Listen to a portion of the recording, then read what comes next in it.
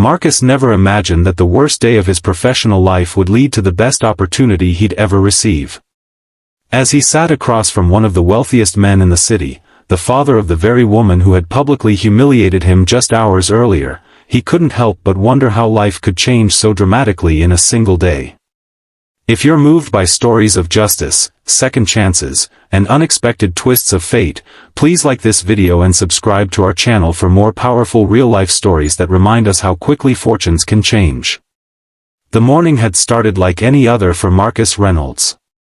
At 5:30 a.m., his alarm jolted him awake in the modest two-bedroom apartment he shared with his daughter, Lily.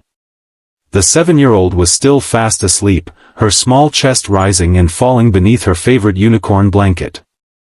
Marcus watched her for a moment, his heart swelling with the familiar mixture of love and responsibility that had defined his life since his wife's death 3 years ago. Today was different, though. For the first time in 2 years of working at Precision Marketing, Marcus had requested a day off with short notice. Lily had woken up with a fever the previous night, and the school had called to say several children in her class had come down with strep throat. As a single father with no family nearby, Marcus had no choice but to stay home with her. He'd sent an email to his direct supervisor, Victoria Harrington, explaining the situation. Victoria was the youngest executive at the company, having risen through the ranks with remarkable speed. At 32, she was only 4 years younger than Marcus but worlds apart in temperament and circumstances. Where Marcus was warm and patient, Victoria was cold and demanding.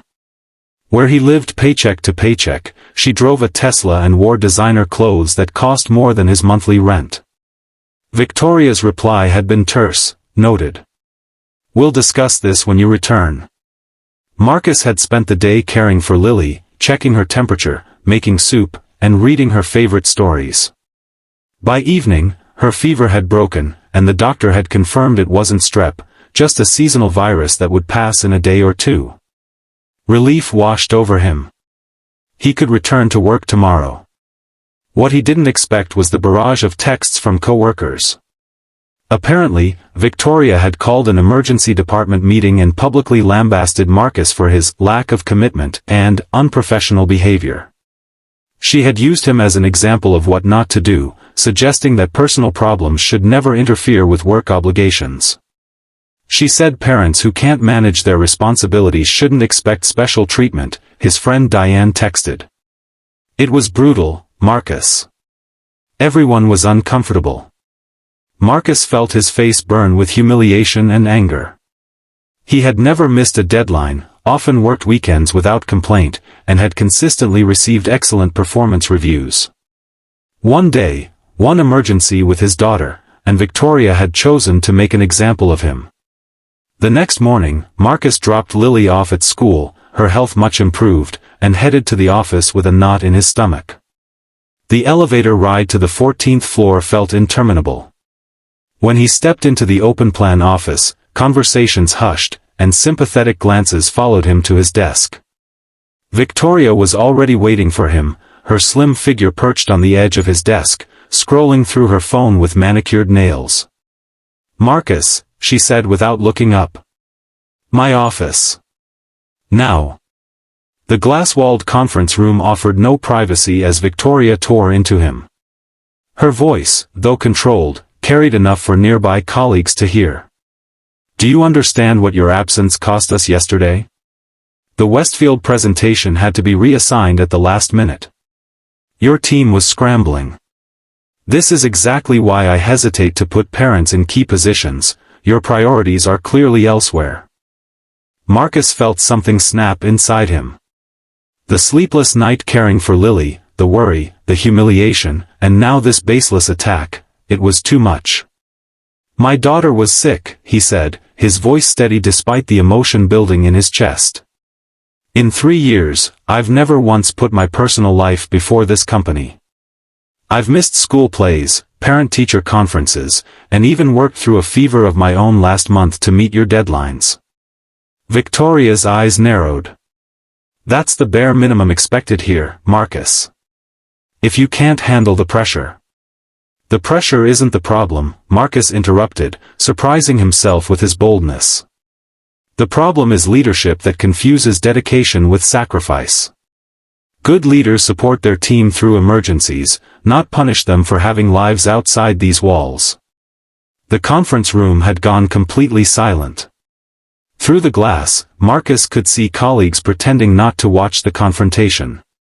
Victoria's face flushed with anger. I don't think you understand your position here. This attitude is exactly why you've plateaued at this level.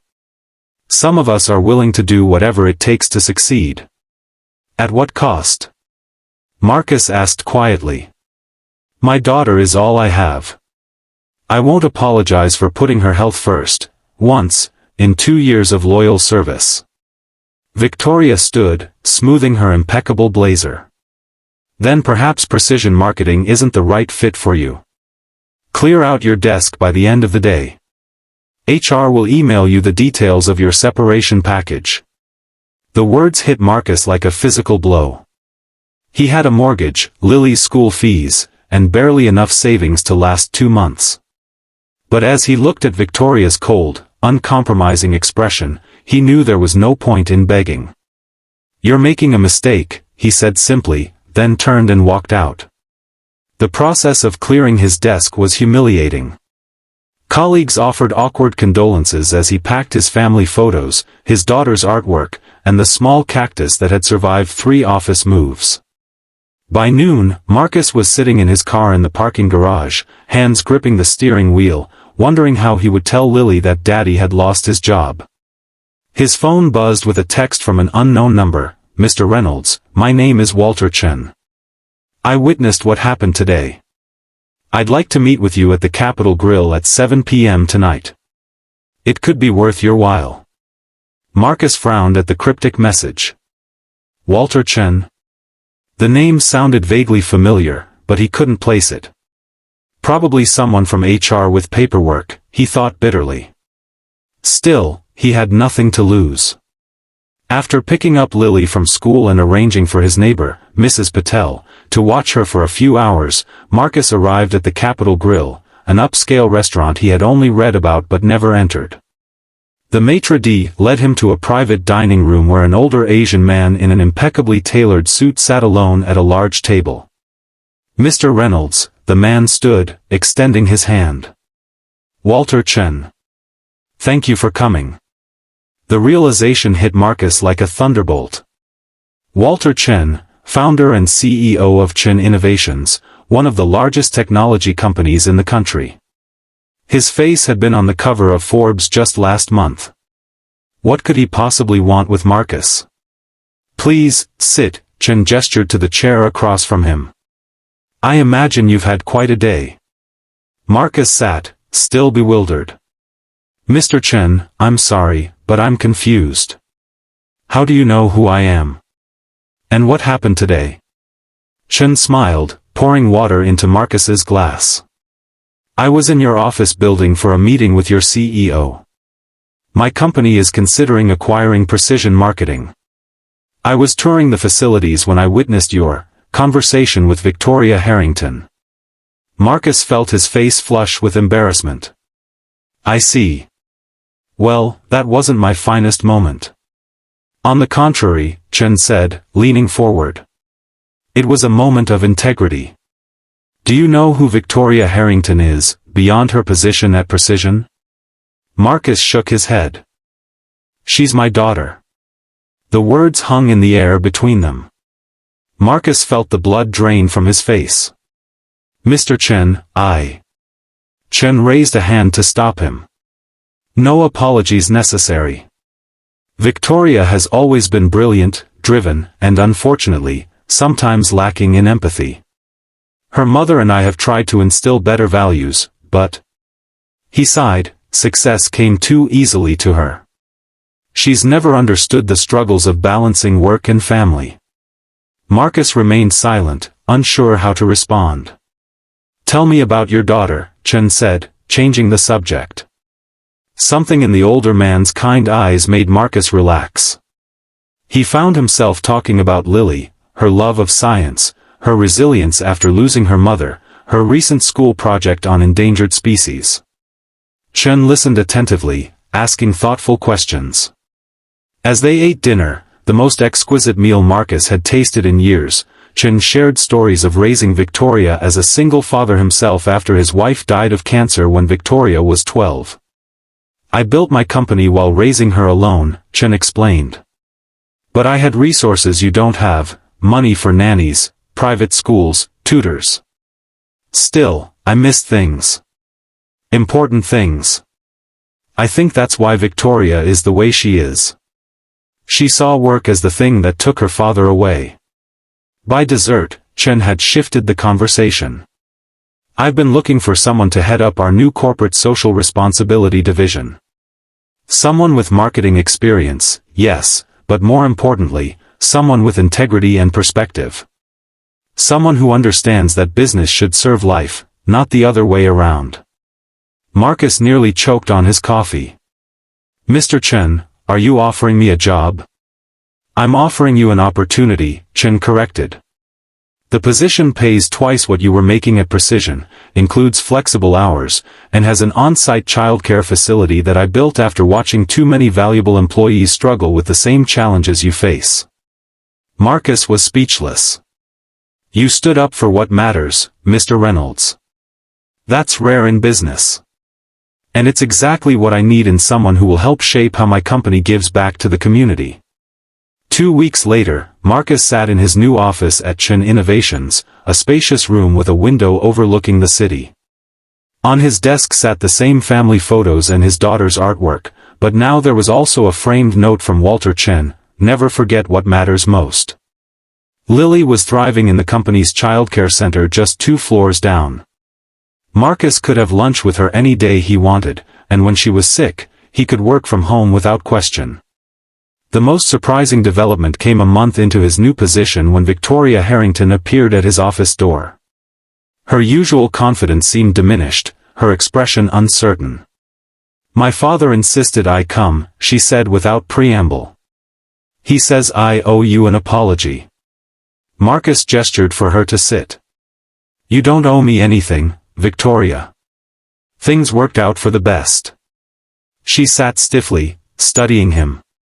"He's never interfered in my career before.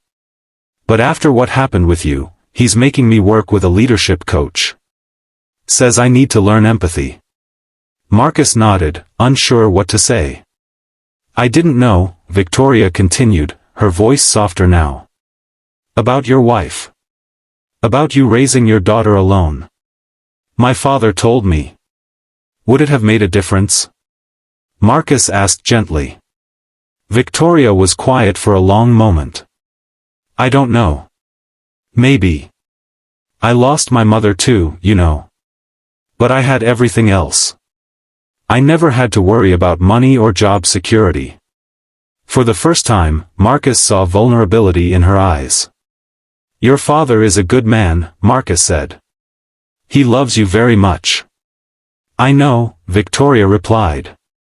"He's trying to teach me something with all this.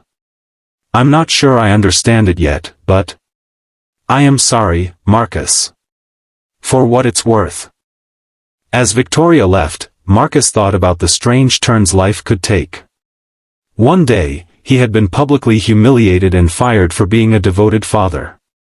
Hours later, he had been sitting at a billionaire's table, being offered the opportunity of a lifetime, by a man who recognized the value of putting family first. Sometimes, standing up for what matters most isn't just the right thing to do, it's the path to unexpected blessings. And sometimes, the people who seem most against us are fighting battles we know nothing about. 6 months later, when Walter Chen announced that Marcus's new community initiative had secured housing for 100 single-parent families in need, Victoria was in the audience, applauding alongside everyone else. Their eyes met briefly across the room, hers acknowledging, his forgiving. Some lessons come at a high price.